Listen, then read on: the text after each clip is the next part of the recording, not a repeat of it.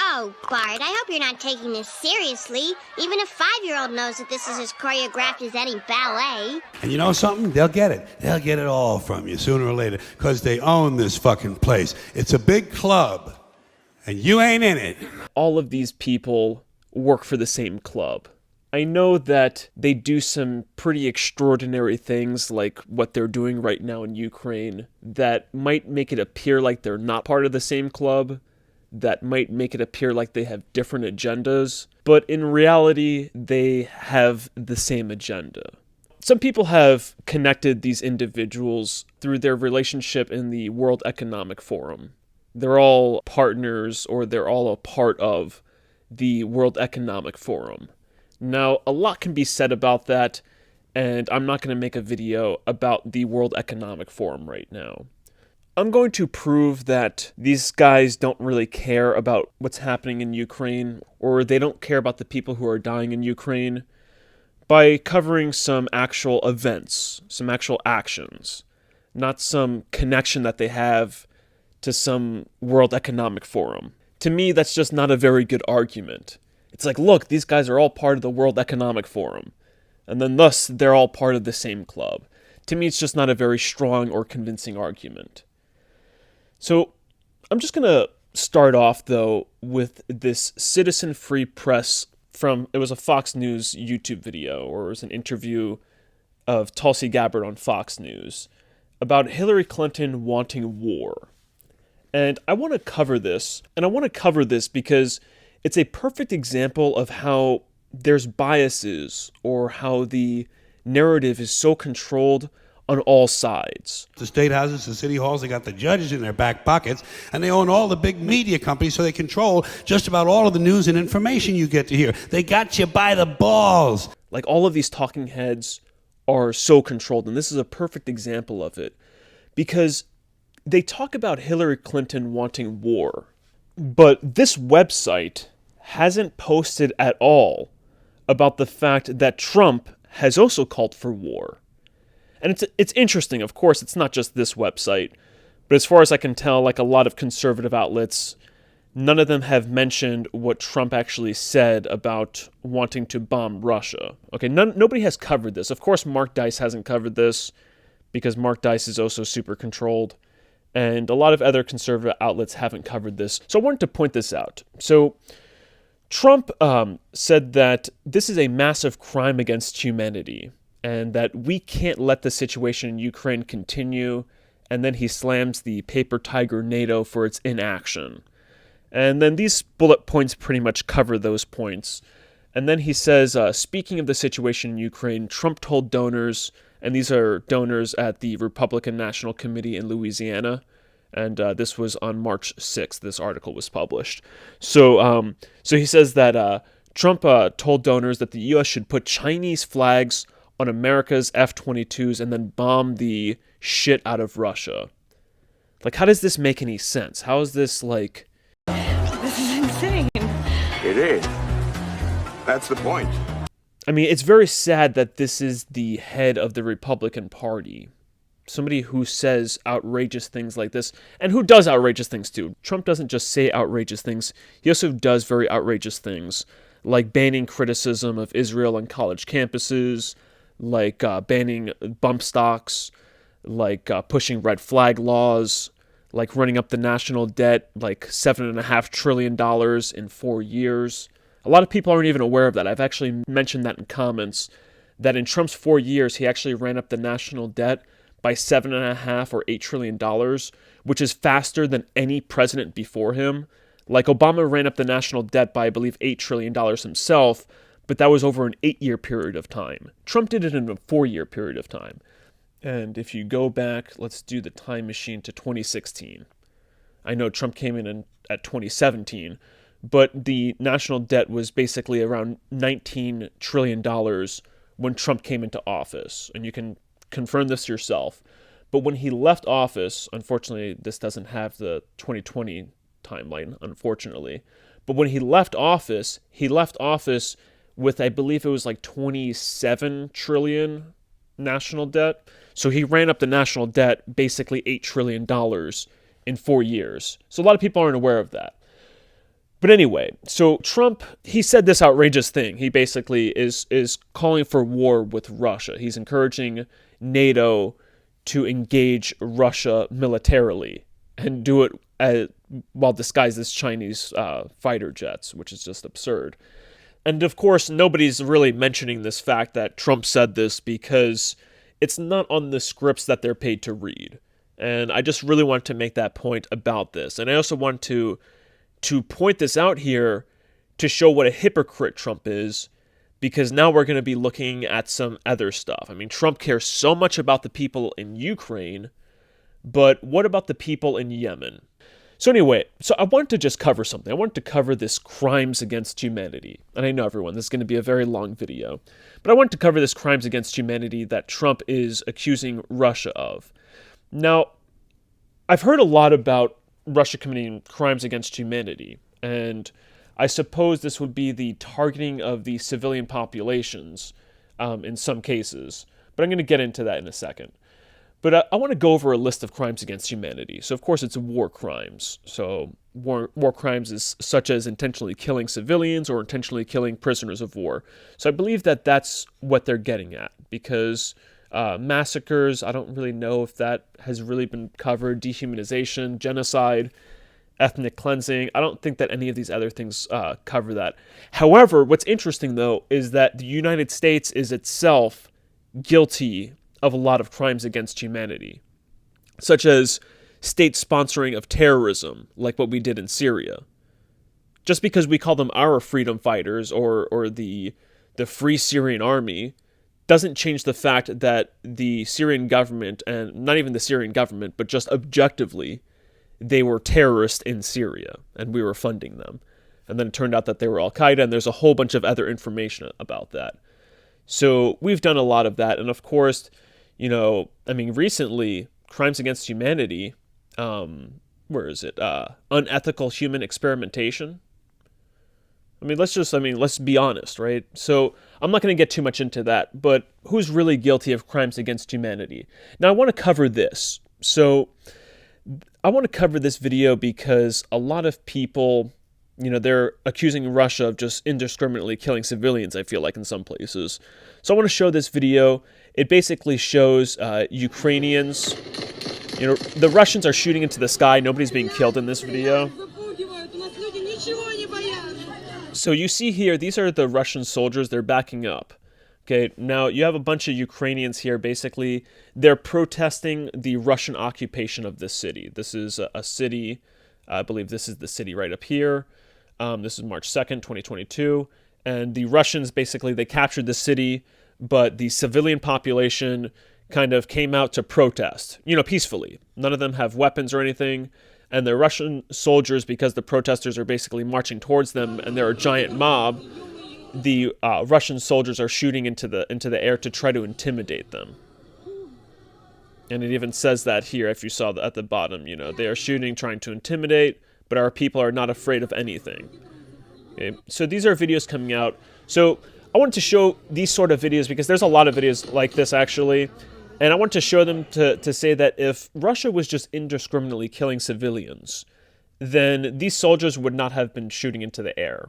They would have just shot those people down. Now, I know that there are videos like this video right here where the Russian tank blew up a civilian car and killed this elderly couple. Now, I don't know the authenticity of these videos, okay? Just like there was supposedly the Ukrainian soldiers on the island who died heroes or whatever, and then they turned out to be alive, and then they used a video game for the ghost of Kiev or whatever. There's a lot of fake information. I just want to say that I saw this video, and this tank does shoot this car. The video doesn't have any context. You don't know what this car was doing. I don't know if you can confirm whether there were elderly people in this car. I know that they show supposedly after footage and show an elderly couple. But if you watch the raw video of the tank shooting this car, the tank shoots one shell into the car. The front of the car fucking explodes. Then it shoots another shell directly into the driver and passenger area of the car and just blow the shit out of it. And the point that I'm trying to make is that there's no way that you're going to be able to identify the bodies, or at least I believe, I'm no expert, but I don't believe that there's going to be any way you're going to be able to identify those bodies that were left in that car as elderly or not. If you saw what the tank did to that car, I don't believe the after footage is you're going to have those bodies where you're going to be able to identify them as elderly. And then, of course, a really important thing, if not just a really obvious thing, is that, okay, let's say that now Russia is targeting some civilian populations. Who called upon these citizen populations to take up arms first? The Ukrainian president. Like within the first like 24 or 48 hours, the Ukrainian president was calling upon the citizens who have no military training, as far as I'm aware, to make Molotov cocktails and to take up arms. This is grossly irresponsible and stupid. A president shouldn't do this. A president shouldn't be calling upon innocent women and children, and I say women and children because the videos that I saw of people making Molotov cocktails were literally women and children. Like, I saw people like as young as probably like 5 years old. Like, I saw 5-year-olds making like shredding the styrofoam that they're putting in these Molotov cocktails.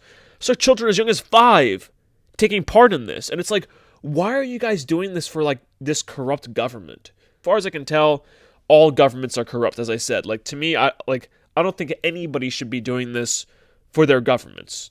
Okay, they should be instead uniting together and say, no, we're not going to take this corruption and these lies. We're not going to tolerate this. We're not going to stand for this. We're not going to stand it from either our current standing government or the invading government. And we should, the citizenry should just, say, you know what, we're going to be a neutral party, and we say, fuck you guys, we're going to choose our own destiny after you guys are done playing your little show, after you guys are done playing your games, after you guys are done carrying out your smoke and mirrors. But the point is that right now, these citizens in a lot of areas, they can be considered an armed insurgency, armed militias. It doesn't matter whether they have military training or not. And yeah, it's really tragic that this is war, that these buildings, like I saw the bombings, and it's really tragic. These are people's homes. Like, I couldn't imagine, like, my home where like everything that I had in it, like everything that was like precious to me, like, I mean, material belongings aren't really that precious to me, but they have some value. And I couldn't imagine all of that just being fucking blown up and me having to go and like move and deal with all of this. It's like, it's a real tragedy. And to me, all parties are guilty. But anyway, let's move on. Let's move on to some real crimes against humanity. And this is to prove that at least the West and all of these people in the West don't really care about what's happening in Ukraine. And they're only making a big deal out of it because it's part of their agenda. Now, I don't know exactly what this agenda is. It could be related to this whole reset agenda that I'm not going to go into. It appears like it is. Okay, it seems like it's directly related to this whole reset, this whole economic terror, this whole economic repression. A lot of people die from poverty too, and people don't realize that, is that more people will die from the poverty that was created by the lockdowns than who died from the virus. And there's plenty of articles written about that. So there's going to be a lot of poverty created by this because of the increase in energy prices. Major issues, okay? So I don't know exactly why they're doing this, but this is proof that they don't really care what's happening over there. So Saudi Arabia has been indiscriminately bombing the civilian population of Yemen since 2015. So they've been indiscriminately bombing the civilian population over there. They've bombed school buses that were filled with kids. They've bombed wedding parties. They've bombed funerals, and these funeral bombings, at least one of them, one funeral bombing alone, killed at least 100 people and wounded more than 500. It was clearly a funeral. By the way, for those who don't know, the reason why Saudi Arabia is bombing Yemen is because the people of Yemen decided that they wanted a new government. And basically they overthrew the government of Yemen, which was friendly to Saudi Arabia, and they put their own government in. Saudi Arabia didn't like that, so they decided that, hey, you know what, we're going to bomb the people of Yemen until we can put our own government in. Huge crime against humanity. Terrible, terrible, terrible thing that's going on over there. Just absolutely horrible. And they're also bombing ancient heritage sites, so they're bombing history. And they're still doing it to this day. And guess what? They're doing it with the United States' help.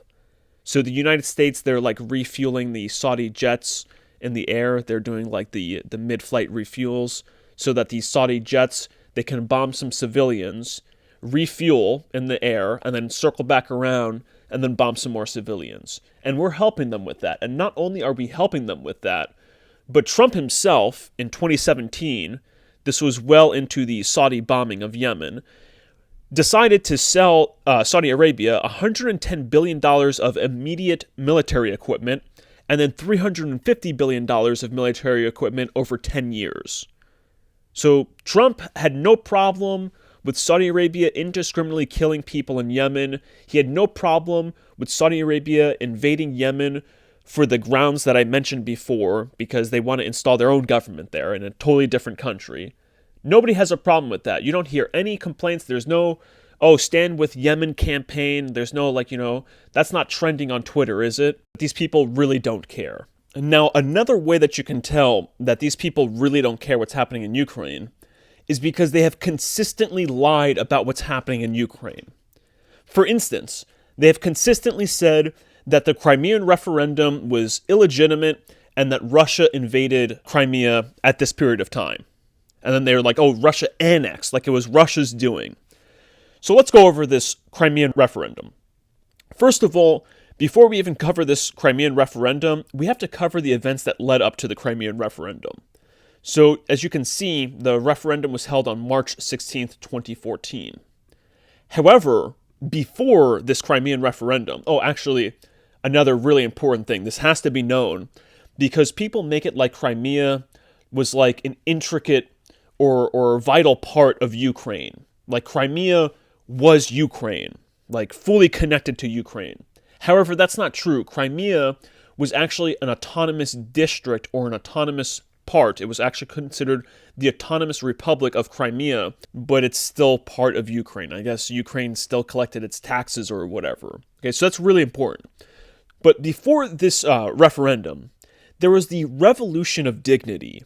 And the Revolution of Dignity is important because the Revolution of Dignity, this is supposedly the West, or at least Russia accuses the West, and many people believe that the West was involved in this revolution, and that it wasn't a revolution, it was more of a coup.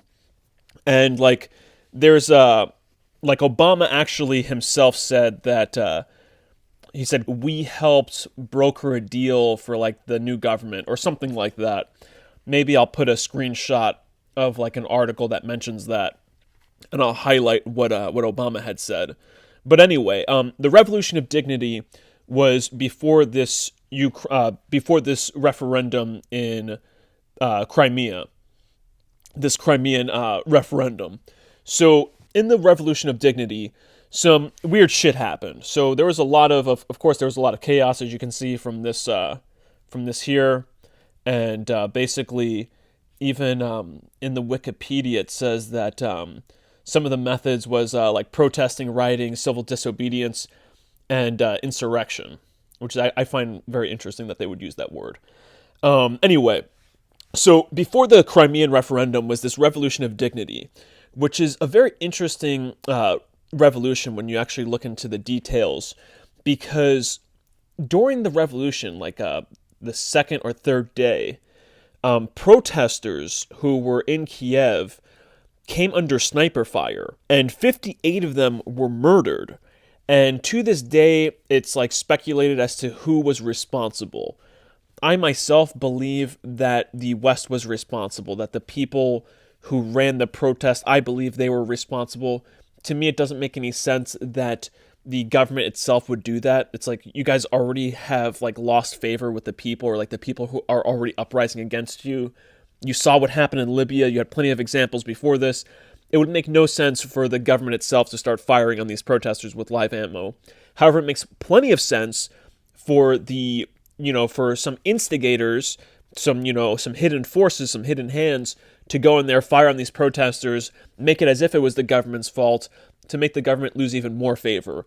But anyway, so after the Revolution of Dignity happened, there was a new government installed that was like not very friendly with the Russian government. So one thing led to another, and that led the people of Crimea to declare that they were going to hold a referendum. Now, this referendum, it was they had two choices. One was to join the Russian Federation, and the other one was to restore the 1992 Constitution. Now, the 1992 Constitution would have removed their autonomy. Now, that would have been a huge deal. I'm sure that would have been a huge deal for the people of Crimea. Now, there's a couple of things about this referendum. So the West has declared that it's not legitimate, but I'm going to prove, or I'm going to say why I believe that it was legitimate, and it's really easy. You can just look at it yourself, and it just makes sense for it to be legitimate. Well, one, most of the population is ethnic Russian. Where's that information? There's like some background. Yeah, like 71% of the largest city is ethnic Russian. And I think, according to the 2001 Ukrainian population census, 58% of the Autonomous Republic of Crimea are ethnic Russians. Yeah, there you go.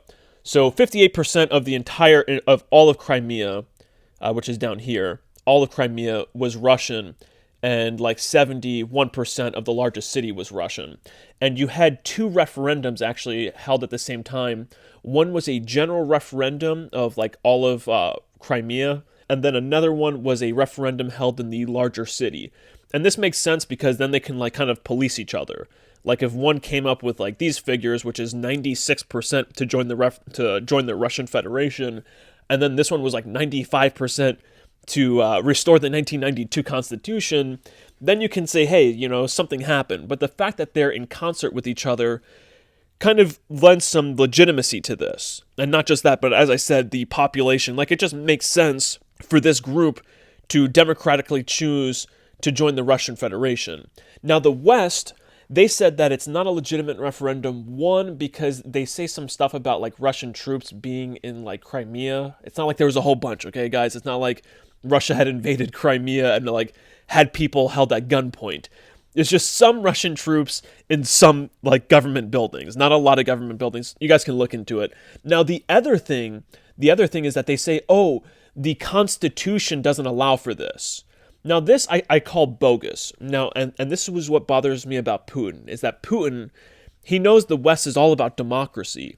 So he should have been drilling this. I mean, if I was Putin, if I was a legitimate outsider, if I had that sort of power, I would have been like, hey, look, you guys talk all about democracy, but this group here democratically chose to join Russia. This is a democratic process. A referendum is a direct vote where people go out and it's like a direct democracy. You don't get any more democratic than this. And the West is saying that it's not legitimate because it doesn't, like, the Ukrainian constitution or some constitution doesn't allow for it. To me, that's bogus. There are inalienable truths. According to the U.S. Declaration of Independence, there are inalienable truths, and one of them is that people have a right to choose what their government is. So we need to respect this population, this region. They decided democratically to do something else, to change their destiny, to have their destiny go another way. I don't think that it's up to anybody else to say that they can't do that. I think that is above all constitutions. And that's actually an issue that I have with the U.S. Constitution also, is that according to the Supreme Court, we don't have that right. According to the Supreme Court, the Union is sacred and we don't have a right to secession. Don't believe me, look it up. Look up, do you have a right to secession? U.S. Supreme Court. And they'll say no, the U.S. Supreme Court has deemed that we don't have a right to secession. And that proves that the U.S. Constitution is not in concert with the founding document, the Declaration of Independence. But that's something for a totally different video. So my point is that the West has constantly lied about what's happened here, or misrepresented what's happened here, or has, moronically said that, oh, their constitution doesn't allow it, as if their constitution has a higher authority than their God-given right to choose their destiny and to choose what their government's going to be. that has a higher authority than their silly constitution. It's a self-evident truth, and it's an inalienable right. Okay, that has to be acknowledged, and Putin should have been drilling that point home. I don't know why Putin isn't doing it. Maybe he's not as smart as he appears. I believe it's not the case. I think that it's just simply because he's part of the club, and he has to superficially care, or at least superficially act like he cares what's happening in this region. Now, after this Crimean referendum, and after this Revolution of Dignity, you had the conflict in the Donbass region. Which began in April 2014. So if you look at the events here, Revolution of Dignity happened in February 2014. Here's the dates, 18 February to 23 February 2014. It only lasted 5 days. Okay, that was a 5-day coup, and there was crazy carnage. Okay, they had Molotov cocktails, as you can see in this picture here. After the 5-day Revolution of Dignity, the referendum happened in March. And by the way, the referendum happened on March 16th. I believe it was called like 10 days before. It was called basically right after the Revolution of Dignity, because these people saw the writing on the wall. They said, hey, look, we have this new government and they're fucking crazy. We need to like totally, detach from it. Or Putin could have been like, hey, I gotta flex my influence in this region and get them to have this referendum and join us. He probably knew that this would have been the outcome. He didn't have to manipulate it because he knew, since they're mostly Russian, this would have been the inevitable outcome. The conflict in the Donbass happened in April 2014. And basically what happened is this region wanted to do what Crimea did. The Luhansk and the Donetsk, I believe I'm pronouncing it correct. So they wanted to break away too and also join Russia. And the Ukrainian government was like, hell no. And they've been bombing this region since 2014. And what's interesting is that just before Russia invaded, okay, I think this is it. Okay, whatever. So just before Putin's invasion, there was another article. I'll just mention it, okay? This is February 19th, 2022. Okay, this is literally just before the invasion. Shelling mortar fire intensified in Ukraine's Donbass as war clouds gather. So just before Putin invaded, you had Ukraine was shelling in the Donbass region, or those cities. Where is it? These cities, I don't know who was shelling who, but the shelling intensified in this region. And there was an explosion. There's an article about an explosion in one of these regions. I forget which one it was. I think it was Luhansk. There's an explosion here, and they evacuated 600,000 civilians, right around this time. I think it was February 19th or maybe February 18th, maybe the day before this article came out. And I found that to be very interesting, because right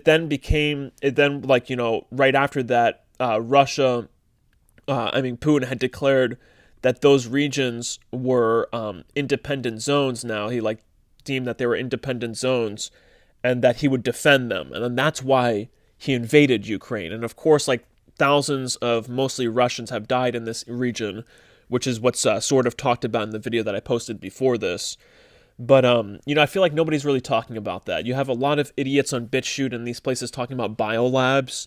And it's bro, every country has a biolab. I don't understand why there's such a big deal. Oh, biolabs. United States has biolabs. Britain has biolabs. All of these countries, I can guarantee you, have biolabs. China has biolabs. We've been talking about the biolabs in China for, the last couple of years with the biolab in Wuhan. Jesus Christ, I don't know why that's such a big deal. It's oh, yes, these biolabs are a big deal. It's yeah, I see where they're getting with that if there's corruption there. But there's already obvious corruption. Biden, bragged about corruption. This is the wrong thing. This should say in 2016. So in 2016, Ukrainian prosecutor General Viktor Shokin, in his investigation of corruption involving Burisma Holdings, a natural gas company, identified Biden as the recipient of over $3 million from the company. Okay, so this prosecutor, okay? Not wanting this corruption exposed, that's their own belief. Joe Biden swung into action using U.S. loan guarantees as hostage. Here. Convincing our team or others to convincing us that we should be providing for loan guarantees. And I went over I guess the 12th, 13th time to Kyiv, and I was supposed to announce that there was another $1 billion loan guarantee. And I had gotten a commitment from Poroshenko and from Yatsenyuk that they would take action against the state prosecutor, and they didn't. So they said they were walking out to press conference. I said, no, I'm not going to, or we're not going to give you the $1 billion. They said, you have no authority. You're not the president. The president said. I said, call him. I said, I'm telling you, you're not getting the $1 billion.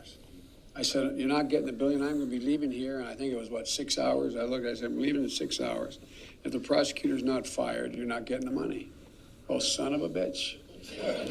Got fired. And they put in place someone who was solid. Okay, my point is that there's enough evidence there. Like, I don't know what people are waiting for. It's like people are waiting for like aliens to come down from the sky and save them. I don't know what more evidence people are waiting for. Our government and the governments all around the world have a very long list of crimes that they've been guilty of, not fucking just the last couple of years, but for decades going back. You know what I mean? There's plenty there. We don't need to be like, oh yeah, these biolabs, that's going to be the nail in the coffin. Like, I mean, there's so much corruption, there's so much abuse of power, there's so much injustice. You know, just obvious injustices. Nothing, you don't need like some constitution to tell you that it's bad. You don't need, I mean, it's just clearly unjust. It's just clearly unjust. And it, you know, just goes back to a philosophical level.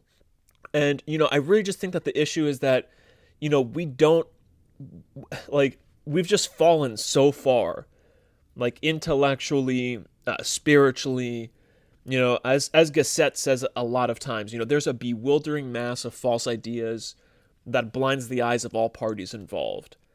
And that's really where we find ourselves. And people are just desperately like waiting for something to come and like be like the golden ticket and just fix everything. It's not going to happen. Like, you know, your convoys, your protests, you're not going to be able to fix this problem in like just a couple of easy steps. It's not going to be like one thing turns up and fixes it.